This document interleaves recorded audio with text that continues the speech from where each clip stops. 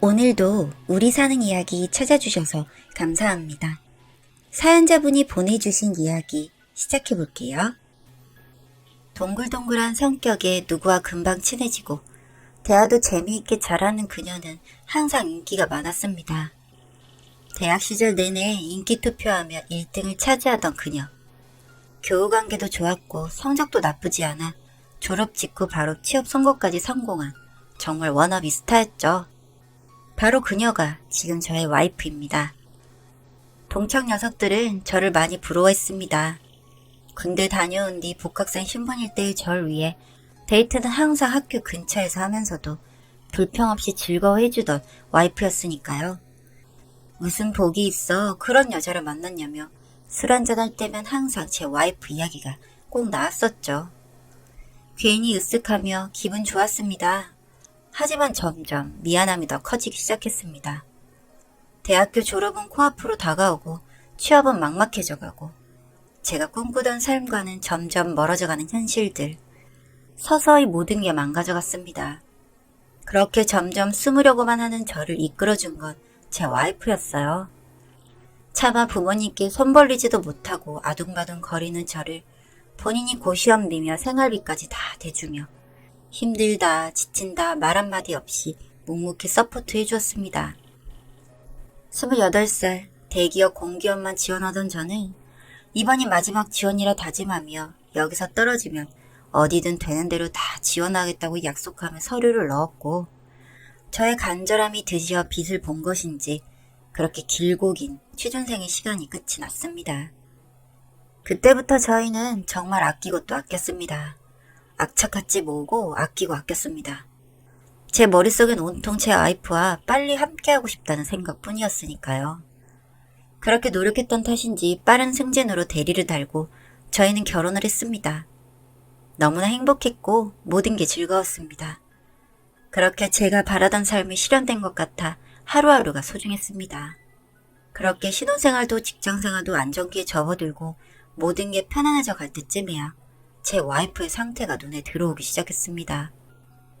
대학 졸업 후 단 한 번도 쉰 적 없이 작은 디자인 회사를 이직도 하지 않은 채 지금까지 다니면서 많이 지쳐있던 제 아내가 말이죠. 일이 없을 때야 출퇴근이 조금 자유로울 뿐 바쁠 땐 퇴근이 없을 때도 있고 퇴근하다 말고 다시 출근하는 경우도 다반사였으니까요. 아예 일하지 말라고 말하고 싶지만 사실 그렇게 말할 만큼의 넉넉한 형편은 아니었기에 가끔씩 외주받아서 프리랜서로 일하면서 집에서 쉬엄쉬엄 일하는 것이 어떻겠느냐고 제안했습니다. 마음 같아서는 때려치우라고, 이제 다 내가 먹여 살리겠다고, 이제 내가 갚을 차례라고 당당하게 말해주고 싶은데 그러지 못해서 미안하다고 제 마음도 전하면서 말이죠. 두 눈 동그랗게 뜬 채로 정말이냐며 몇 번이고 되묻는 와이프가 귀여우면서도 안쓰럽고 너무 미안했습니다. 그렇게 와이프는 회사 휴직계를 내고 급한 일들 외주건으로 받아서 처리하는 걸로 하며 드디어 처음으로 쉼표를 찍게 되었습니다. 방방 뛰면서 설레하는 모습이 어찌나 귀엽던지 마치 방학식 전날 밤 초등학생같이 잠도 못 들 정도로 너무 기뻐하며 좋아하는데 그 모습까지도 너무 사랑스러웠습니다. 그렇게 쉼표를 찍은 와이프는 일주일을 정말 잠만 자는 것 같았습니다. 얼마나 피곤했던 건지 밀린 잠을 몰아서 자는 건지 몸이 어디 문제가 있는 건지 걱정이 될 만큼 잠을 계속 자더군요. 단순히 그렇게 며칠을 그렇게 지낼 줄 알았습니다만 그건 제 착각이었습니다. 그 후로 와이프가 점점 나태해지기 시작했다고 해야 할까요? 퇴근하고 집에 돌아오면 TV를 켜놓은 채로 배달음식을 먹으며 핸드폰에서 눈을 떼지 못하고 있었습니다. 며칠 저러고 말겠지 하고 넘어갔어요. 하지만 한 달째 매일 같은 모습을 하고 있는 와이프. 핸드폰에 무슨 재미난 게 있는 건지 같이 좀 하자고 해도 아니라며 저는 절대 못 보게 하고 잠들기 직전까지 핸드폰을 놓지 않았습니다. 처음엔 배달음식 시켜먹고 뒷처리도 하고 정리정돈을 했어요. 하지만 시간이 지날수록 점점 더 심각해졌고 5개월째 접어들자 집안이 아주 엉망진창이 되었습니다. 주말에 제가 한숨 푹푹 쉬며 분리수거하고 청소기 밀어야 눈치 보면서 움직이기 시작했습니다. 좀 쉬고 있는 거라고 이따가 하려고 했다면서요. 제가 집에서 쉬라고 했으면서 왜 눈치 주냐면서요. 다 알아서 할 텐데 돈 안 벌어서 그러는 거 아니냐며 삐죽삐죽 하는데 솔직히 그건 아니거든요. 쉬는 게 미운 게 아닌데 평일 내내 집안에 쓰레기 잔뜩 쌓아두고 주말에 제가 움직여야 그때 치우는 신용하는 게 그게 싫은 건데 저렇게 말을 하니 참 더 길게 말해봐야 싸우겠다 싶어 아예 대화 자체를 하기 싫어지더군요. 매일매일 배달 음식 먹고 수시로 야식까지 먹으니 와이프가 살이 조금 쪘다 싶었는데 한 번은 밤에 복통이 정말 심하게 와서 응급실을 다녀왔습니다. 당연히 이놈의 식습관 때문에 벌어진 일이었죠. 너무나 뻔한 일이었습니다. 거기다가 몸무게가 갑작스럽게 늘었고 계속 살이 찌면 배란 장애가 올 수 있다며 의사가 한마디 하더군요. 와이프가 샤워하는 동안 배달 어플에 자동결제 카드 삭제를 해버려야겠다 생각했습니다. 정말 아무 생각 없이 결제 못하게 막아야겠다. 단순한 이유 하나만으로 핸드폰을 봤을 뿐인데 저는 한참을 그 자리에 서서 와이프의 핸드폰을 쳐다볼 수밖에 없었습니다. 수많은 채팅방, 엄청난 메시지 수. 무슨 할 말들이 그렇게 많은지 제가 보고 있는 와중에도 계속 새로 올라오는 메시지들. 모든 대화의 중심은 저의 와이프였습니다. 차마 입에 담기도 힘든 음담패설들. 그 채팅방 속 저의 와이프는 다른 사람이었습니다. 수많은 방에서 각각 다른 얘기들을 해가며 저희 와이프는 일면식도 없는 사람들과 수위 높은 얘기들을 하며 하루 종일 메시지 보내느라 바빴나 봅니다. 미처 모든 대화 목록을 다 확인하지도 못했습니다. 그 양이 너무 방대했고 수도 많았기에. 사람들은 크크크크 거리며 너무 재미있다고 어쩜 말을 그렇게 재미있게 하냐며 반응하고 있었고 저의 와이프는 그런 반응에 우쭐거리며 또 다른 이야기를 하는 시기였죠. 무서웠습니다. 혹시 이 수많은 이야기 중에 제 이야기가 있지 않을까? 있다면 뭐라고 하면 이 사람들과 떠들었을까? 겁이 났고 소름이 돋았습니다. 샤워를 마치고 나와 핸드폰을 들고 있는 절 보고는 놀라는지 뛰어와 왜 봤냐며 화도 내지도 않고 그저 잘못됐다고 말하는 와이프. 이 기분을 뭐라고 설명하기가 참 어렵네요. 뭐라고 해야 할까요? 공허하다고 해야 할까요? 멍하다고 해야 할까요? 잘못했다고 미안하다는 사람에게 어떤 말도 할 수가 없었습니다. 잠시 심호흡을 하고 저는 와이프에게 소름 끼친다 말했어요. 다른 할 말이 떠오르지 않았고 제 감정을 가장 잘 전달할 말이 그 말뿐이었어요. 지금까지 내가 봐왔던 사람이 맞는지 모르겠다고 원래 이런 사람이었냐고 물었습니다. 와이프는 펑펑 울며 잘못했다며 심심했답니다. 뭘 해야 할지 몰랐다네요. 이렇게 집에 있으면서 낮에 만날 친구도 없고 TV 보는 것도 재미없고 뭘 하면 놀아야 할지 모르는 와중에 어쩌다 그렇게 됐다고. 처음엔 그냥 수다 떨고 드라마 얘기하고 그러는 게 재미있어서 하다가 점점 그렇게 빠져버렸다고요. 와이프는 다시는 안 하겠다고 잘못했다며 빌었습니다. 자기도 점점 자기가 이상해지는 걸 느꼈대요. 글을 쓰면서도 겁이 났다고 무서웠다고 하면서 울먹였습니다. 뭘 해야 할지 몰랐다는 그 말이 가슴에 콱 들어와 박혔습니다. 20대 그 예쁜 나이를 저 때문에 날린 사람. 저 때문에 지금 이렇게 된 건가 싶어지는 그 말 한마디. 그게 제 가슴에 머리에 박혀 떠나질 않더군요. 울며 비는 와이프를 두고 집을 나와 친구 녀석과 술 한잔을 했습니다. 전 몹시 심각한 일이라 생각했는데 친구 녀석은 별일 아니라 하더군요. 미용실 가면 아줌마들 모여서 더한 얘기도 막 한다고. 막말로 거기 있는 사람 중에 누굴 만나서 바람난 것도 아닌데 오버 안 나면서 제가 유난스럽다고 했습니다. 새벽에 집에 들어가자 거실에 앉아서 절 기다리고 있는 와이프. 와이프와 그날 약속을 했어요. 다신 그러지 않기로. 다른 취미를 찾아서 같이 하던지 서로에게 창피한 일이나 숨길 일은 만들지 말자고요. 그렇게 그날 일은 서서히 잊혀져 갔습니다. 와이프는 헬스장도 다니고 근처 공방도 다니면서 취미생활도 갖게 되었고 진짜 휴식을 즐기는 듯해 보였습니다. 물론 저는 그날의 기억을 완전하게 지우진 못했죠. 문득문득 생각이 나고 핸드폰을 다시 몰래 봐보고 싶고 그랬지만 그러진 않았습니다. 믿고 싶었고 솔직히 볼 자신도 없었으니까요.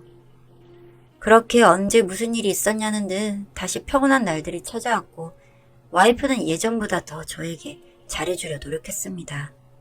다른 것에 집중하기 필요해서 일을 많이 받은 건지 외주일이 부쩍 갑자기 많아진 건지 와이프는 그전보다 금전적으로도 여유가 생긴 듯 해보였고 가끔 제 선물은 물론 저희 부모님 선물도 드리더라고요. 사치스럽도 와이프가 아니었기에 고가의 선물을 아무렇지 않게 해주는 모습이 낯설기도 했고 처음엔 생활비를 너무 낭비하는 거 아니냐며 잔소리도 해보았지만 제 생각과는 다르게 착실히 적금도 하고 가게 살림도 잘 꾸리고 있어서 뻘쭘했던 적도 있었습니다. 거기다 와이프는 외모도 변하기 시작했습니다. 말로는 푹 쉬고 스트레스 안 받아서 그러는 거라지만 점점 본인 가꾸는 것에도 아낌없이 투자를 하면서 조금 오버해서 정말 20대같이 예뻐졌습니다. 부부 동반이나 동창회에 같이 나가면 예전과 똑같이 동창들은 절 부러워하며 와이프 칭찬 일색이었고 그때마다 와이프는 제가 잘해줘서 그러는 거라며 저의 길을 살려주곤 했습니다.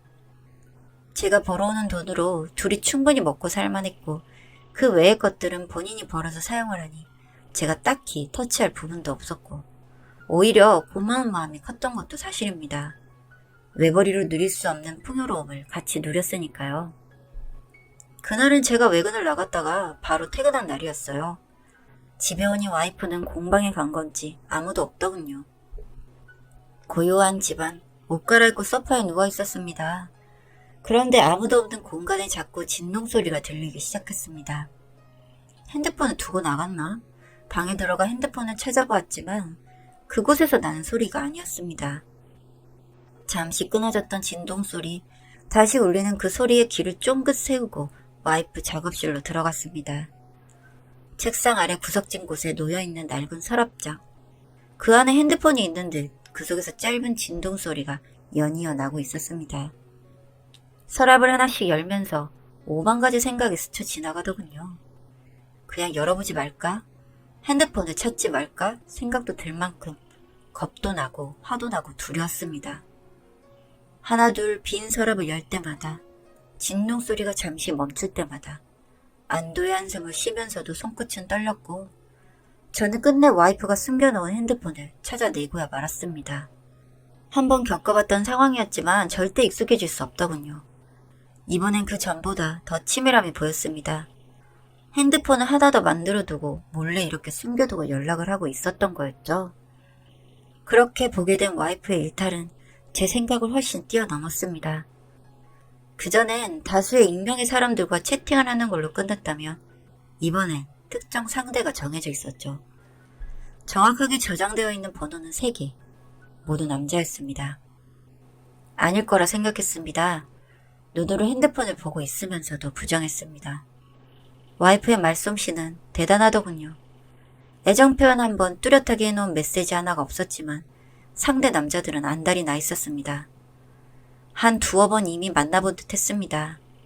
잠깐 만나 차 한 잔만 마시고 헤어진 듯 아쉽다며 징징거리는 남자도 있고 또다시 잠깐이라도 언제 다시 만날 수 있나며 다시 약속을 잡자며 연락을 취하는 남자도 있었죠. 그간 이 남자들과의 연락을 쭉 다시 읽어보았습니다. 지금껏 와이프의 사치들이 저에게 준 선물들을 샀던 그 돈들이 바로 이 남자들에게 받은 돈이라는 걸 알게 되었고 모든 게 다 더럽게 느껴지기 시작했습니다. 과연 이 3명이 전부일까? 더 있었지만 정리한 건 아닐까 하는 의구심까지 들기 시작했고 배신감에 소름이 돋고 더러운 기분에 구토가 나올 것 같았습니다. 안 그렇겠습니까? 그냥 넘어갈 수 없는 문제였고 둘이서 해결하고 끝낼 수 있는 수준을 넘었다고 판단했어요. 와이프를 보고 싶어 안달난 이 남자들에게 와이프인 척 메시지를 했습니다. 오늘 저녁 몇 시 땡땡 음식점으로 나오라고 말이죠. 와이프 이름으로 예약해둘 테니 찾아오라고요. 지금까지 이런 적이 없었던 건지 낯선 말투의 메시지에 의심을 잠시 하는 듯한 어디 근데 그 남자들은 나오겠다고 답장을 했습니다. 그 핸드폰을 조용히 오프시킨 뒤 제 서류 가방에 넣어두었습니다. 와이프가 바로 찾을 수 없게 말이죠. 외출복으로 갈아입고 소파에 앉아 다리를 떨며 와이프가 돌아오기를 기다렸습니다. 현관문을 열고 들어오는 와이프. 제가 소파에 앉아있으니 환하게 웃으며 저에게 다가오는데 저도 모르게 와이프를 피해버렸습니다. 기다리는 내내 티내지 말자, 연기 잘하자 수백 번 수천 번 다짐했는데 무의식적으로 몸이 움직여버리는 건 어쩔 수 없더군요.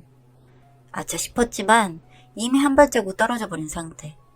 방금 들어와서 땀냄새 난다고 둘러대며 오늘은 오랜만에 외식을 하자고 나가자고 했어요.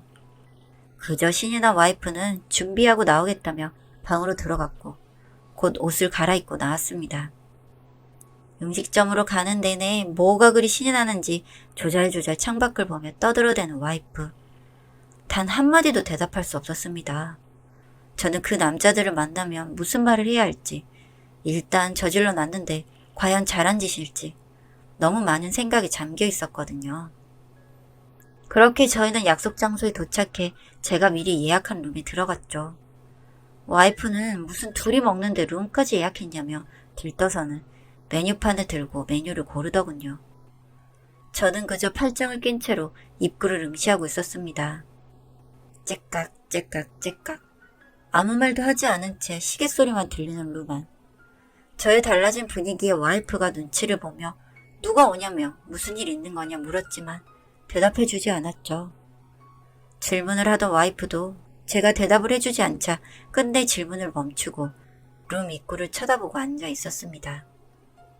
7시에 첫 번째 남자가 룸 안으로 들어왔습니다. 들어오던 남자도 놀라고 와이프도 놀라 벌떡 일어서더군요.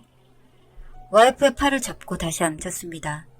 그 남자에게도 상황이 궁금하면 잠시 앉아 있으시라 한마디 했고 울그락불그락 표정이 일그러진 그 남자는 거칠게 의자를 빼내어 앉았습니다. 다시 찾아온 친부. 두 번째 남자는 약속 시간보다 빨리 왔더군요. 2명의 남자와 1명의 여자, 문을 열고 그대로 굳어 멍하게 서 있는 남자를 저는 또 앉아 기다리라고 말했습니다. 곧이어 3번째 남자까지 도착을 했고 모든 사람이 한 곳에 모이게 되었습니다. 도망치고 싶은지 꽉 잡고 놓아주지 않는 제 손을 억지로 떼어내려 애쓰는 와이프. 그 상태로 남자들에게 말했습니다. 유부남인 거 알고 만나셨냐고. 3명 동시에, 아니 남편인 나까지 4명 동시에 만나는 거 아셨냐고. 그동안 금전거래가 얼마나 있었는지 솔직하게 말해달라고 말이죠. 그 순간 전 깜짝 놀라서 악소리를 지르고 말았습니다. 제 손을 와이프가 물었거든요. 너무 아파 힘을 풀었고 그 찰나에 와이프는 그 자리에서 도망쳐버렸습니다. 덩그러니 남아있는 남자 4명. 사실 이 4명 중에 제가 제일 처량하고 제일 멍청한 놈인 거죠. 솔직히 창피했습니다. 쪽팔리고 능력 부족인 거 온천하에 알리는 꼴 아닙니까? 이 남자들과 체면치레 할 것도 없고 툭 까놓고 다 말했습니다. 금전거래한 것도 다 알고 있다고, 증거도 내가 다 가지고 있다고 말이죠. 사기 고소할 때 도움을 주겠다고, 증인도 서줄 수 있고 증거도 다 준비해 줄 수 있다고. 대신 당신들도 증인이 돼달라고 제안했습니다. 한참을 아무 말 없이 듣기만 하던 남자들은 알겠다고 대답한 뒤 오늘은 이만 가보겠다고 하며 돌아갔습니다. 저도 집으로 돌아와 와이프의 통장, 핸드폰, 카드 내역 등 증거로 쓸 수 있는 건 다 챙겨두고 와이프를 기다렸지만 끝내 집으로 돌아오지 않더군요. 며칠을 집으로 오지 않은 와이프, 메시지 하나 남겼습니다. 이혼하자고. 그러자 그날 바로 집으로 울면서 들어오더군요. 다시는 안 그러겠다고, 잘못했다고 하면서 말이죠. 다 필요 없다고 했고 합의 이혼하지 않으면 바로 소송 들어간다고 했습니다. 울고불고 떼쓰는 와이프를 집에 놔두고 간단한 짐을 싸서 홀텔로 나왔습니다. 그 사이 사기 고소 때문에 경찰서 몇 번 다녀왔고 이혼 소송을 준비하고 있었습니다. 장모님께서 억울하시다며 자기 딸 인생이 저 때문에 이렇게 된 건데 그걸 감싸주지 못하고 한 번 실수한 거 눈 감아주지 못하고 내쳐버린다며 모질다 욕하시는데 이제 그런 말에 마음이 조금도 흔들리지 않더군요. 완전히 마음이 떠나버렸거든요. 그 3명의 남자를 보고 나니요. 완강한 태도를 보이는 제 모습에 여기저기 알아보셨는지 소송으로 가면 많이 불리하다는 답변을 받으신 듯 하더군요. 갑자기 순순히 이혼을 하겠다 하며 빈손으로 다 놓고 나가겠다고 하길래 그러라고 했습니다. 모든 정리를 다 끝내고 집으로 돌아오니 중간중간 비어있는 옷장, 여기저기 어지러운 선반들. 아직은 낯설기만 한 모습이었습니다. 더 넓어진 집안을 하나둘 정리하며 제 머릿속도 정리하고 있습니다. 사실 잘 모르겠습니다. 제가 오버하는 거라고 욕하는 사람이 있을 수도 있겠죠. 저 때문에 10년 넘게 고생만 하던 사람인데 이렇게 버렸다고 못된 놈이라 욕할 수도 있겠죠. 하지만 그게 모든 걸 용서해야 하는 프리패스는 아니라고 생각합니다. 이제 저는 어떤 사람도 쉽게 믿지 못할 것 같습니다. 복잡한 생각은 접어두고 어지러진 집안을 정리하며 그냥 내일 출근 준비나 하렵니다. 지금은 그게 제가 살아갈 수 있는 유일한 방법인 것 같습니다. 후련하다고도 할 수 없고 참 묘한 기분이네요. 안녕하세요. 저는 20대 후반의 남자입니다. 저는 20살 때부터 안 해본 일이 없을 정도로 열심히 살았습니다. 공장 알바, 막노동, 배달일 등등 학력 경력이 필요하지 않는 일들만 찾아서 골라 했었어요. 그러다 아는 형님의 소개로 밤시장에서 일하게 됐어요. 동대문 도매시장이요. 낮과 밤이 바뀌긴 했지만 그만큼 돈을 많이 줘서 열심히 했던 것 같아요. 그렇게 동대문에서 일을 하다 보니 옷에 대해 관심이 생겼어요. 하루에도 수천 수만 짝이 나가는 가게들을 보면서 와, 나도 도매 사장이나 해볼까 생각도 들었고 쇼핑몰을 차려볼까 생각도 했죠. 하지만 전문 지식이나 어떤 식으로 일이 돌아가는지 몰랐기 때문에 망설여졌어요. 그래서 저는 일단 쇼핑몰이 어떤 시스템으로 돌아가는지 배우기 위해 쇼핑몰 직원으로 들어갈 계획을 세웠어요. 처음으로 목표가 생긴 거죠. 그치만 고졸에 밤시장에서 몇 달 일해본 경력이 다인 제가 지원할 수 있는 부서는 물류 쪽밖에 없었어요. 제가 하던 일과 비슷해 보여 일단 지원했어요. 그리고 전 면접 합격 통보를 받고 쇼핑몰에서 일하기 시작했어요. 처음으로 회사 생활을 하니 너무 신이 났어요. 야근이 많긴 했지만 나도 회사원이구나 라는 생각이 들어서 힘들지 않았습니다. 제 사수는 여자였는데 회사에서 가장 오래 일한 분이었죠. 나이는 저보다 2살 정도 많았고요. 회사에서는 그분 말이 곧 법이었어요. 아무도 토를 달지 못했죠. 그런 분이 제 사수라니 너무 좋았죠. 저는 더 일을 하나라도 더 배워야겠다는 생각에 열심히 졸졸 쫓아다녔어요. 하지만 사수님과 친해지는 건 정말 어려웠죠. 좀 깐깐하고 곁을 안 주는 성격이었거든요. 또 사수님은 술도 잘 마시지 않아 회식 자리에서 술 한잔하면서 친해지기도 어려운 스타일이었어요. 그래도 그렇게 졸졸 따라다니기를 1년. 저의 1년 동안의 노력이 빛을 발한 걸까요? 1년 정도가 지나니 사수님도 저에게 농담도 하고 장난도 치며 친한 동료 사이가 됐어요. 사수님과는 그 후로 퇴근 후 저녁 식사도 함께하고 술도 같이 한잔하고 개인적으로 연락하며 상사들 뒷담화를 하면서 더 친한 동료 사이가 됐어요. 그러다 보니 동료 이상으로 정말 친구가 되었죠. 물론 서로 이성적인 감정은 절대 없었어요. 정말 찐친이었죠. 마음을 터놓고 얘기할 수 있는 친구가 생겨서 정말 좋았어요. 사수님은 항상 새로운 사람이 오면 정을 많이 줬는데 다들 일주일 일하다 관두고 한 달 일하다 관두고 6개월 일하다 관두고 그러다 보니 정을 잘 안 주게 되었다고 하시더라고요. 어쨌든 저는 사수님 라인에 들어갔다는 생각에 그 후로 점점 더 회사 생활이 즐겁더라고요. 소심하게 하던 회사 생활이 대담해졌고 항상 나서서 의견을 내고 앞장서서 일했던 사수님을 닮아 저도 나서서 제 목소리를 내고 제 의견을 냈어요. 그러면서 점점 회사 내 제 평판도 좋아졌죠. 저희 회사에는 분기별 평가가 있었는데 점점 제가 사수님을 뛰어넘어 제일 우수한 사원이 됐습니다. 한 번도 우수사원 자리를 놓친 적 없는 사수님이었는데 그 기록을 제가 깬 거죠. 그것도 사수님보다 훨씬 높은 점수로요. 그때부터 사수님과 제 사이가 틀어지기 시작했어요. 사수님과 연락하는 횟수는 점점 줄어들었고 제가 말을 걸면 퉁명스럽게 대답했어요. 다른 사람들과 웃으면서 얘기하다가도 제가 오기만 하면 표정이 굳고 대화도 멈추더군요. 저는 사수님을 존경했기 때문에 사수님과 틈이 생기는 게 정말 싫었습니다. 그래서 하루는 저녁이나 같이 먹자고 사수님을 불렀어요. 그리고 제가 요즘 느끼는 걸 사수님한테 털어놨어요. 요즘 왜 저한테 거리를 두시냐. 우리 친구 아니었냐. 많이 서운하다. 내가 평가를 좋게 받아서 그러냐 하면서요. 사수님은 본인은 그런 적이 없다고 남자가 뭘 그렇게 쪼잔하고 예민하게 구냐며 듣기 싫다고 하시더군요. 저는 그날 속상한 마음에 집에 어떻게 들어갔는지 기억이 안 날 정도로 술을 엄청 많이 마셨고 사수님은 술을 아예 안 먹었어요. 그리고 다음날 술이 완전히 깨지 않은 상태로 출근을 했는데 사수님은 보이지 않았고 회사 여직원들은 저를 슬쩍슬쩍 피하는 느낌을 받았죠. 저는 저한테 술 냄새가 나서 그런가 보다 하고 대수롭지 않게 생각했어요. 그렇게 일을 시작하려는데 팀장님께서 저를 회의실로 호출하셨어요. 회의실로 가니 팀장님께서 어제 무슨 술을 그렇게 마셨냐며 기억이 나냐고 물으셨고 저는 기억이 잘 나지 않는데 혹시 왜 그러시냐 물었더니 아니 글쎄 제가 사수님을 성추행했고 그 충격에 사수님을 일찍 출근했다가 월차를 쓰고 집에 갔다는 거예요. 저는 완전 멘붕이었어요.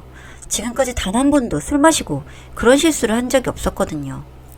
저는 그럴 리 없다고 말했지만 사수님이 아마 법적 대응까지 할 것 같다고 했고 저에게는 회사에서 의혹만 가지고 강제로 퇴사시킬 수 없으니 당분간 병가를 내고 출근하지 말라고 했죠. 여직원들이 저를 피한 이유도 사수님이 제가 성추행했다고 다 떠들어서였어요. 저는 그 길로 회사를 나와 사수님에게 전화를 했지만 받지 않았어요. 명확한 기억은 없지만 계속 곱씹으며 생각하니 제가 정말 그랬을지도 모른다는 생각에 제 자신이 무서워지더군요. 그리고 사수님이 신고를 하면 어쩌나 나는 앞으로 어떻게 되는 건가 하고 정말 무섭고 두려웠어요. 저는 전화를 받지 않은 사수님에게 문자를 남겼습니다. 얘기 들었다. 정말 미안하다. 원한다면 퇴사를 할 테니 신고는 안 해주면 안 되냐고요. 사수님은 한참 동안 답이 없었어요. 저는 너무 두렵고 무서운 마음에 이 사실을 친한 친구에게 털어놓았고 저를 20년 가까이 봐온 친구였기 때문에 이 친구도 제게 그런 짓을 할 놈이 아니란 걸 알고 있었어요. 그래서 제 얘기를 듣던 친구가 그냥 신고를 하라고 해서 시시비비를 가리는 게 어떠냐고 했죠. 사수님이 너에 대한 질투심에 거짓말로 널 내쫓으려 하는 거 아니냐면서요. 저는 사수님이 설마 그렇게까지 라고 생각했지만 어쩌면 그럴 수도 있겠다는 생각이 들긴 했습니다. 그런 생각을 하고 있던 찰나에 사수님께 답장이 왔어요. 그동안 정을 생각해서 퇴사를 한다면 없던 일로 하겠다고요.